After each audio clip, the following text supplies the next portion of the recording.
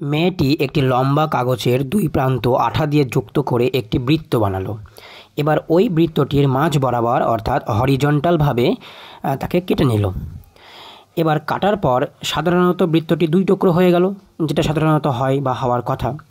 কিন্তু এইবার মেয়েটি ওই লম্বা ওই রকম দৈর্ঘ্য বিশিষ্ট একটি লম্বা কাগজের দুই প্রান্ত আঠা দিয়ে মারার সময় একটু পেঁচিয়ে তাকে আঠা দিয়ে যুক্ত করে একটি অন্য স্টাইলের একটি বৃত্ত তৈরি করলো। এবার ওই বৃত্তটিকে আবার সেমভাবে আগের মতো মাঝ বরাবর কাঁচি দিয়ে কাটতে শুরু করলো। তো এইবার দেখা যাক বৃত্তটি দুই টুকরো হয় কিনা।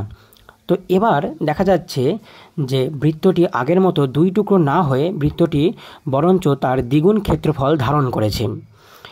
এইবার ওই দ্বিগুণ ক্ষেত্রফল বিশিষ্ট বৃত্তকে আবার মাঝ বরাবর কাঁচি দিয়ে কেটে নেওয়া হলো। এবার দেখা যাক বৃত্তটির আকৃতি কেমন হয়, দুই টুকরো হয় কিনা।